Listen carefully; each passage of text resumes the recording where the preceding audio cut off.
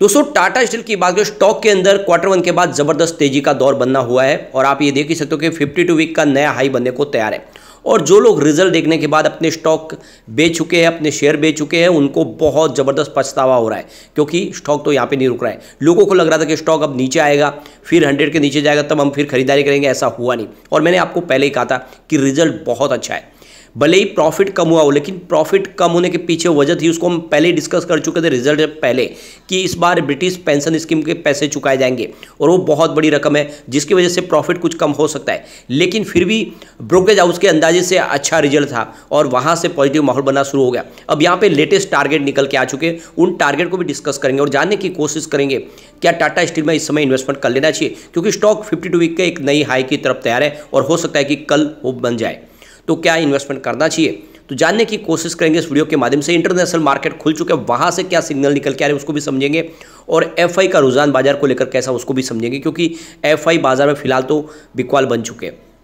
लेकिन फ्रेंड, उससे पहले अगर आप पहली बार हमारे चैनल पे आए तो चैनल को सब्सक्राइब कर दीजिए, एक बेल आइकॉन दबा दीजिए ताकि जब भी नया वीडियो बने पहला नोटिफिकेशन आपको मिले। वीडियो पसंद आए तो लाइक से जरूर कीजिए। चलो फ्रेंड्स, वीडियो स्टार्ट करते हैं। मैं हूं आपका दोस्त एस बी दवे और हमारे अपने चैनल ऑनलाइन कमाई में आपका बहुत बहुत स्वागत है। सबसे पहले बाजार की बात करें तो आज BSE सेंसेक्स 66,527 के स्तर पे क्लोजिंग दी है, जहाँ पे 367 पॉइंट की शानदार तेजी थी, यानी 0.56% दौड़ा BSE सेंसेक्स। वैसे इंट्राडे में देख सकते हो कि 66,598 के स्तर का हमने देखा है, नहीं ऊपरी तरफ ही हमने क्लोजिंग देखी है बाजार में, यानी काफ़ी अच्छी तेजी बनी है। निफ्टी मेटल में भी ज़बरदस्त तेजी थी, 6,758 के स्तर पे 1.77% की बम्पर तेजी थी, तो निफ्टी मेटल दौड़ा और उसके पीछे टाटा स्टील का बड़ा योगदान भी है। आप देख सकते हो स्टॉक की शुरुआत 120 पर हुई, यानी शुरुआत बिल्कुल फ्लैट हुई, जो क्लोजिंग थी फ्राइडे को वहीं पर हुई 120.60 पर, और यही दिन भर का लो है। वहाँ से पॉजिटिव माहौल बनना शुरू हुआ, स्टॉक के अंदर अच्छी खासी खरीदारी वॉल्यूम में इजाफा हुआ और इसने 123.85 का हाई बना दिया। जो क्लोजिंग है वो 122.85 के आसपास रही है और 1.87% की आज हमने तेजी देखी है।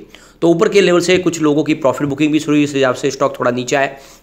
आज वॉल्यूम पे देखे तो कि पिछले एक महीने पहले इसका 4 करोड़ का वॉल्यूम था, 2 करोड़ की डिलीवरी उठाई गई थी। 1 वीक पहले 5 करोड़ का वॉल्यूम था, 2 करोड़ की डिलीवरी उठाई गई थी, और फ्राइडे को 4 करोड़ का वॉल्यूम था, 1 करोड़ की डिलीवरी उठाई गई थी। आज भी 5 करोड़ का वॉल्यूम हुआ और काफ़ी अच्छा वॉल्यूम है, डिलीवरी बेस काम भी अच्छा हुआ है। अब यहाँ पे देख सकते हो कि 95 इसका 52 वीक का लो है और जो हाई है वो 124.30 का है, और आज स्टॉक ने 123.85 हाई में बता दिया है। यानी जो आप देख सकते हो कि अब यहाँ पे 50 पैसे अगर और स्टॉक ऊपर जाएगा तो यहाँ पे आपको एक 52 वीक की नई हाई बनते हुए दिखाई देगी। यानी एक तरह से देखें तो स्टॉक ने ज़बरदस्त तेज़ी बनानी शुरू कर दी है और यहाँ पे इंटरनेशनल मार्केट भी खुल चुके हैं। डाउ जो की बात करें तो इस समय खुलते बाजार में थोड़ी सी मामूली सी स्लाइड गिरावट दिखाई देगी, 35,451 के स्तर पे 0.023% की गिरावट है, जो जल्दी ही आपको ग्रीन होता हुआ दिखाई देगा। S&P 500 की बात करें तो 4,587 के स्तर पे 0.11% की तेजी है। नेस्डेक कॉम्पोजिट की बात करें तो 14,340 के स्तर पे 0.16% की यहाँ पर भी तेजी बनी हुई है, और रजल 2000 इंडेक्स में 1,981 के स्तर पे 1.36% की शानदार तेजी है। ओवरऑल यहाँ पे सिग्नल फिलहाल पॉजिटिव है, लेकिन DI ने खरीदारी बनाई हुई है, लेकिन FI अभी भी बाजार में बिकवाल है। ये बात अलग है कि उनका आंकड़ा थोड़ा सा कम हुआ है, जो लग रहा है कि हो सकता है आने वाले समय में फिर से खरीदार बने। आज 31 जुलाई को उन्होंने 12,087 रुपीज़ का नया इन्वेस्टमेंट किया, सामने 12,788 रुपीज़ की बिकवाली कर दी। इस तरह से उनका जो बिकवाली का आंकड़ा है वो 701 रुपीज़ के आसपास है और ये कम हो रहा है। आप देखिए 27 जुलाई को उन्होंने करीब 4,000 रुपीज़ के आसपास की बिकवाली की थी, 28 जुलाई को 1,000 करोड़ रुपीज़ के आसपास की थी, आज वो 700 के आसपास है। तो आशा कर सकते हैं कि वो फिर से बाजार में खरीदार बनेंगे। वैसे इस महीने में उन्होंने 13,920 रुपीज़ की नई खरीदारी की है। अब DI की बात करें तो पिछले 3 ट्रेडिंग सेशन से वो लगातार खरीदारी करें। आज उन्होंने 9,236 रुपीज़ का नया इन्वेस्टमेंट किया, सामने 6,740 रुपीज़ की बिकवाली की। इस तरह से उनका जो खरीदारी का आंकड़ा वो 2,488 करोड़ रुपीज़ का है, और इसी वजह से आज देख सकते हो कि बाजार ने तेजी बताई, क्योंकि DI का पूरा बाजार को साथ मिला है और काफ़ी अच्छी खरीदारी है। अब उनका जो बिकवाली का आंकड़ा रहेगा इस महीने का वो मात्र 1,184 रुपीज़ के आसपास है, यानी जल्द ही वो भी खरीदार बन जाएंगे। DI की तरफ से बाजार को पूरा सपोर्ट मिल रहा है। अब यहाँ पे इसकी परफॉर्मेंस देखें पिछले 4-5 ट्रेडिंग सेशन की, तो 24 जुलाई को स्टॉक 115 के आसपास था, 0.9% की गिरावट हुई थी। 25 जुलाई को स्टॉक 119 के आसपास रहा, 3.2% की शानदार तेजी बनी।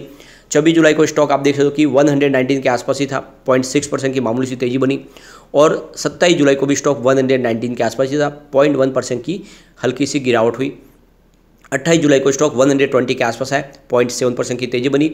और आप ये देख ही सकते हो कि आज स्टॉक 123 के आसपास पहुंच गया, यानी एक शानदार तेजी और रिजल्ट के बाद लगातार स्टॉक ने दौड़ना शुरू किया है। यहाँ पे इसके पिछले परफॉर्मेंस देखें 10 साल की, तो बेहतर आपको परिणाम दिखाई देंगे। 10 ईयर के हिसाब से इसने 500% का पॉजिटिव रिटर्न दिया है, 5 ईयर के हिसाब से इसका 118% का पॉजिटिव रिटर्न है, लेकिन 2 ईयर के हिसाब से फिलहाल 14% की गिरावट है। 1 ईयर के हिसाब से स्टॉक ने 14% का पॉजिटिव रिटर्न दिया है। 6 मंथ की अगर हम बात करें तो 2.93% की तेजी है, और 3 मंथ के हिसाब से स्टॉक ने 14% की ज़बरदस्त तेजी दी है। 1 मंथ के हिसाब से लगभग 10% की यहाँ पे तेजी देखने को मिल रही है, और 1 वीक के हिसाब से 6.67% की अच्छी खासी तेजी बनी है। 1 डे के हिसाब से भी लगभग 2% की तेजी है। ओवरऑल यहाँ पे रिटर्न आपको पॉजिटिव दिखाई देगा, कहीं पर कोई गिरावट नहीं, सिर्फ 2 ईयर के हिसाब से आपको गिरावट है, बाकी ओवरऑल प्रदर्शन अच्छा है। अब यहाँ पे ब्रोकरेज हाउस काफ़ी बुलिश हो चुके हैं। सबसे जो बड़ी बात है कि IIFL सिक्योरिटीज़ के अनुज गुप्ता के हिसाब से स्टॉक के अंदर तेज़ी का वातावरण बनना शुरू हो चुका है, और स्टॉक आने वाले समय में और तेज़ी से आगे बढ़ सकता है, और उनके हिसाब से एक लंबी छलांग लगाने को स्टॉक तैयार है। तो इन्होंने यहाँ पे 134 का इसका टारगेट सेट किया है, और स्टॉप लॉस आपको 112 का लगा देना है। तो 112 के स्टॉप लॉस के साथ आप खरीदारी करें तो स्टॉक आपको 134 तक जाता हुआ दिखाई दे सकता है। दूसरी तरफ अगर देखें तो SMC ग्लोबल सिक्योरिटीज़ ने भी यहाँ पे बाई की कॉल दी है, और उनके हिसाब से क्षितिज गांधी ने कहा है कि स्टॉक 140 तक जा सकता है, और काफ़ी अच्छा इस समय लग रहा है, बुलिश जोन में दिखाई दे रहा है। तो आने वाले समय आपको 141 के टारगेट की संभावना बन रही है, और इसको आपको स्टॉप लॉस लगा देना है 105 का, और इसमें खरीदारी करके बने रहे तो ये आने वाले समय आपको बिल्कुल 141 तक जाता हुआ दिखाई देगा। अब यहाँ पे टाटा स्टील लगातार बहुत सारे डिसीजन ले रहे हैं। छोटी छोटी जो सब्सिडीज कंपनी है उनका मर्जर अब टाटा स्टील में होना शुरू हो चुका है, यहाँ पे उनके शेयर खरीदे जा रहे हैं। आप ये देख ही सकते हो कि टाटा स्टील ने अपनी जो subsidies company Tata steel advance material limited, उसके शेयरों का अधिग्रहण किया। करीब 17.9 करोड़ रुपये के जो शेयर थे वो सारे के सारे खरीद लिए, और ये कंपनी का हिस्सा बन चुकी है। टाटा स्टील की पूर्ण स्वामित्व वाली ये कंपनी बन चुकी है, और इसी तरह से छोटी छोटी कंपनियों का अधिग्रहण हो रहा है, और जो बड़ी कंपनियां उनका भी मर्जर होने जा रहा है, जो जल्द ही होगा, और उसके लिए भी रजामंदी मिलनी शुरू हो चुकी है। यानी आने वाले 2 महीनों के अंदर हम मर्जर होता हुआ दिखा देंगे, और मेगा मर्जर के बाद टाटा स्टील की वैल्यू बहुत ज़्यादा बढ़ जाएगी, और इसकी प्राइस फिर डेफिनेटली बढ़ेगी, यानी ये स्टॉक आने वाले समय 1000 के टारगेट को टच कर सकता है। अब टाटा स्टील लगातार ग्रीन स्टील के निर्माण की तरफ भी आगे बढ़ रही है, यानी जो भी स्टील का निर्माण होगा वो ग्रीन स्टील होगा। उसके लिए देख सकते हो कि रास्ते बहुत सारे तलाशे जा रहे हैं। इसके अलावा जो स्टील का जो है आवाजाही कर रहे हैं, यहाँ पे देख सकते हो कि जो वहाँ पे स्टील जो लाया जा रहा कच्चा माल ऑस्ट्रेलिया से, वो इस पहली बार इन्होंने देखे तो LNG के माध्यम से लाया, जिससे पोल्यूशन कम होगा। तो ये जो निर्णय लिए जा रहे हैं वो बहुत ही शानदार है।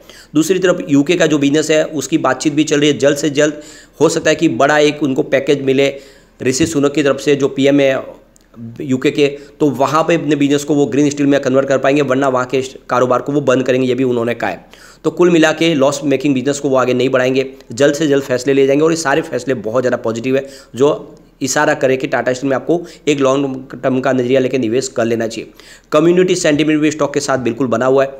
80% बाई की कॉल है, और 15% सेल की कॉल है, और यहाँ पे 5% होल्ड की कॉल है। इसका मतलब 100 में से 85% लोग इसको लेना पसंद करें, तो बिल्कुल अच्छा मौका है, लॉन्ग टर्म का नजरिया लेकर निवेश करें। टाटा स्टील आने वाले समय में आपको मालामाल कर सकता है। और जो सबसे जो बड़ी बात है कि इसकी प्राइस इतनी बड़ी भी नहीं है। आप देख लो कि स्प्लिट के पहले स्टॉक 1000 के आसपास था, फिर फेस वैल्यू को 1 रुपये में बदला गया, तो ये 100 के आसपास है, और काफ़ी समय से 100 के आसपास है, और अब स्टॉक ने दौड़ना शुरू किया। 52 वीक की एक नई हाई बनाने को तैयार है, तो अब यहाँ से दौड़ सकता है, और ये एंट्री का बिल्कुल सही मौका है। लेकिन फ्रेंड, कोई भी इन्वेस्टमेंट करने से पहले अपने फाइनेंशियल एडवाइजर से ले ले, या अपना खुद का रिसर्च करें, क्योंकि मैंने वीडियो आपके एजुकेशनल पर्पज़ के लिए ही बनाया। वीडियो पसंद आए तो लाइक से जरूर कीजिए, और चैनल को सब्सक्राइब कर दीजिए। Thank you friend.